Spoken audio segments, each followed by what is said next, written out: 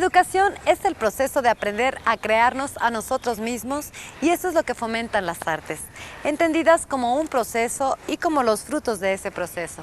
El trabajo artístico no solo es una manera de crear acciones y productos, es una manera de crear nuestras vidas ampliando nuestra conciencia, conformando nuestras actitudes, satisfaciendo nuestra búsqueda de significado, estableciendo contacto con los demás y compartiendo una cultura.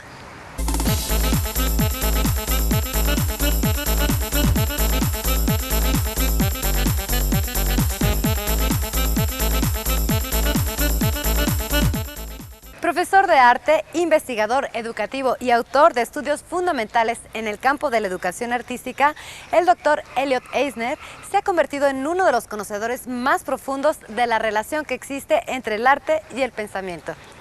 Desde 1965 imparte clases en la Universidad de Stanford, California, Estados Unidos, donde ha desarrollado importantes trabajos acerca de estudios curriculares, evaluación y metodología de investigación cualitativa aplicada a la educación artística. Además, ha desempeñado funciones honoríficas en varias instituciones, entre las que destaca la de asesor del Centro Paul Getty para la Educación en Artes en Los Ángeles, California. Entre sus principales publicaciones traducidas al español se encuentran Educar la visión artística, Procesos cognitivos y currículum, El ojo ilustrado, Indagación cualitativa y mejora de la práctica educativa, El tipo de escuelas que necesitamos y El arte y la creación de la mente, El papel de las artes visuales en la transformación de la conciencia. En 2002, el profesor Eisner ofreció una conferencia magistral durante el Coloquio Internacional de Educación Artística, organizado por la Secretaría de Educación Pública, en la que hizo una revisión y análisis de las contribuciones que las artes ofrecen al currículum. En la siguiente conversación nos habla acerca de las funciones cognitivas que el arte cumple en la formación de nuestros alumnos, funciones cognitivas que, según sus propias palabras, contribuyen a dar sentido a la educación y enriquecer sus fines. I'd like to talk to you today about art education. Indeed, I'd like to talk with you about arts education and why a culture, why a society, why education in Mexico should pay attention to the arts. After all, there are many things that are important in schools, and the arts are only one of a number competing for attention. First of all, what is it that we want to accomplish in working in the arts with youngsters? What's important to try to achieve? As I see it, there are really three things that matter most. One has to do with the development of mind, and I'll talk about that in a moment. A second has to do with matters of meaning, how things signify. And a third has to do with the kind of experience that people have, that youngsters have, that adolescents have when they work in the arts.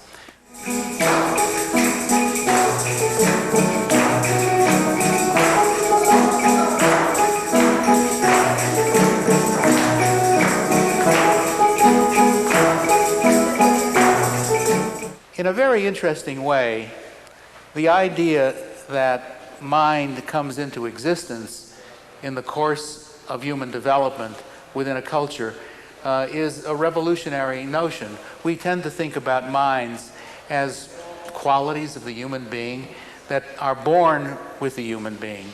But in a certain sense, that's not exactly right. The kinds of minds that people come to develop, that they come to own, is profoundly influenced by the kind of experiences they have in their life. Brains are biological. People do come into the world with brains, but they don't come into the world with minds. Minds are developed through experience. And for children, the experience that they get in school is profoundly influenced by the curriculum that's offered to them. The curriculum basically is a mind-altering device. It's a way of changing the way in which people think. So what we want to do is to try to make sure that when we provide a curriculum in a school, it gives children the opportunity to develop their minds in various ways. The arts are among the most important. So the first point I would like to get across is that minds are made, brains are born, and that the school itself has a major function to play in bringing minds into existence.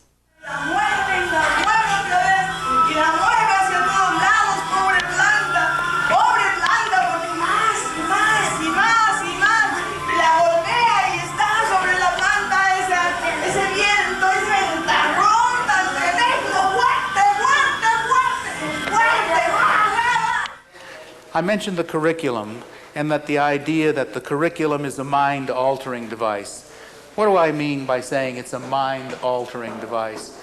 Well, children develop mental skills on the basis of what they have to practice, and that's where the arts come in, because the arts make it possible for students to work on certain kinds of problems that no other field makes possible. For example, giving children the opportunity to work on problems that don't have single correct answers. So much of what students study in school has one answer for every question, one solution for every problem. Consider, for example, learning to spell, or learning to punctuate, or learning to do arithmetic. Those tasks have correct answers. The teachers know the answers, and the students are supposed to acquire the skills to get the correct answer. Thinking is convergent, from the problem converging to the solution. In the arts, there isn't a single correct answer. There are many possible answers, and so the space is made available for children to think individually, to think about problems that they can solve in distinctive ways. The arts make it possible for children and adolescents to put their thumbprint on their own work. And that's very important because most of the large problems in life, most of the big things that we have to deal with in our lives as adults, don't have simple, singular answers. There are multiple considerations. There are different ways to go about solving problems. So the arts provide a closer approximation to the kinds of problems life will make available to them than many of the subjects that we now teach.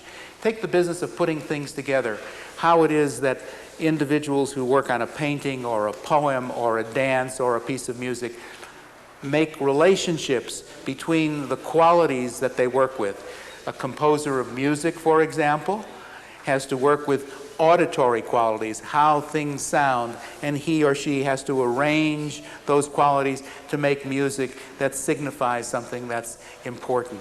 A painter has to compose visual qualities that work together in a harmonious way. Now, when youngsters go to school, they also have to put things together, but they put things together according to rule, according to what's called an algorithm. Again, if you think about arithmetic, when youngsters are organizing addition problems, they're responding to problems in subtraction, or problems in multiplication, or problems in division, there's a way to prove the answer, to make sure that the answer is correct. If you multiply, you divide. If you divide, you multiply. If you add, you subtract. If you subtract, you add. And so there are algorithms, there are procedures for knowing you're right. How does someone know when a painting is finished?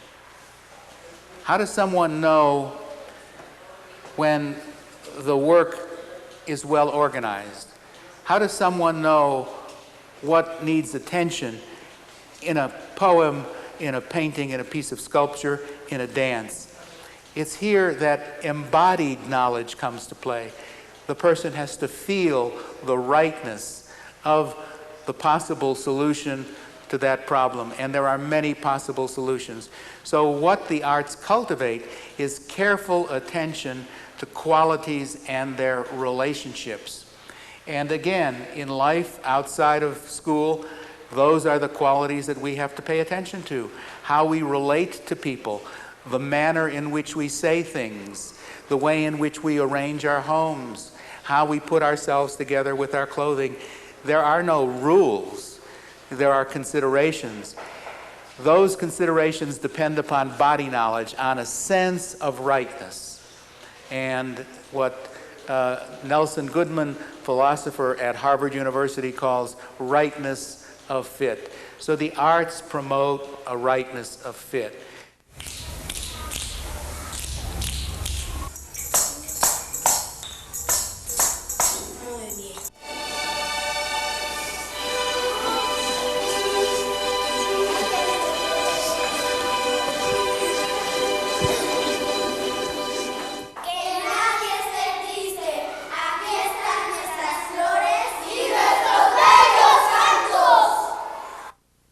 The arts also promote the ability to change horses in the middle of the stream. Now, what I mean by changing horses in the middle of the stream is that in the course of working, new ideas emerge.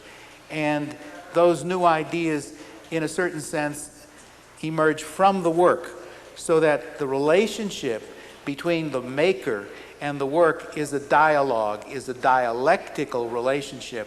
And sometimes the work, in a certain sense, will tell you where it wants to go. So knowing how to follow new leads, knowing how to pursue new opportunities, changing goals in the middle is one of the things that the arts pay attention to and that they provide. So rather than being mechanical, rather than being rigid, rather than being formulaic, the arts offer children the opportunity to think in new ways, to formulate new goals in process. That is extremely important.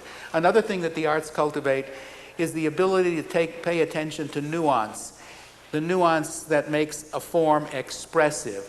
See, if the arts are about anything, they are about expressive form, how things feel.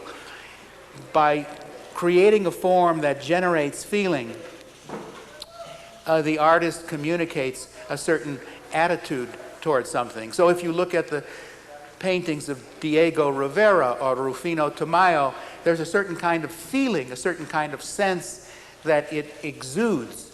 And it exudes that because Rufino Tamayo and Diego Rivera put those forms together in a particular way, so that youngsters learn in the arts that form expresses content, and that we can go to form to get a content that we can't get any other place. And people have always had the need to be able to do that. If you go to church, the church is choreographed. It's like a dance. If you go to look at the architecture, it has a certain kind of feel to it. If you go to and look at what people did when 9/11 struck in New York City, they made little cathedrals on the sidewalk to express their grief. We have a need to say things through the arts that we cannot say in literal form. So the arts are a major form of expression and a major form of appreciation. They cultivate the opportunity to say things that transcend the limits of literal language. And finally, what the arts are about is they're about a certain quality of human experience that's satisfying. We go to a symphony and we hear it, a wonderful symphony being performed, or a beautiful piece of music at a